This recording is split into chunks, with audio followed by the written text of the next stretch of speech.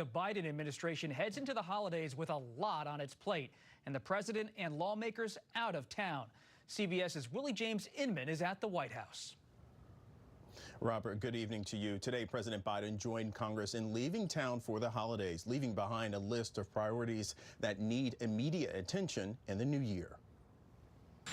President Biden left the White House for Camp David on Saturday as his administration and Congress leave the Capitol this year with unfinished priorities and Americans feeling uncertain about the economy. Sir, what's your outlook on the economy next year? All good.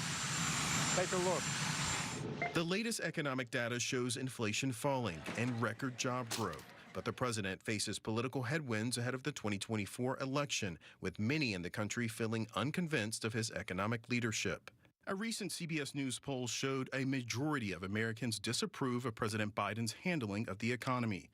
On the list of unfinished business for the president and lawmakers, government funding which expires early in the new year, a supplemental funding bill that would support new aid for Israel and Ukraine, and changes to the nation's immigration system amid a record high number of border crossings.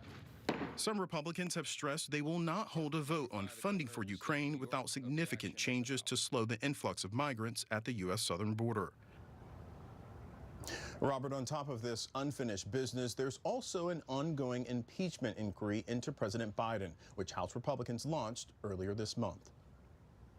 All this comes as the Republican presidential race is heating up in chilly Iowa and in New Hampshire. Kicking things off on January 15th, Iowa will hold its caucuses, and then on January 23rd, New Hampshire will hold its primary.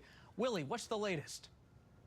Well, Robert, CBS News polling shows former President Donald Trump in the lead in both contests, but former UN Ambassador Nikki Haley has been gaining ground against Trump, especially in New Hampshire, and others like Florida Governor Ron DeSantis are pushing ahead, hoping to get a spark in Iowa early next year.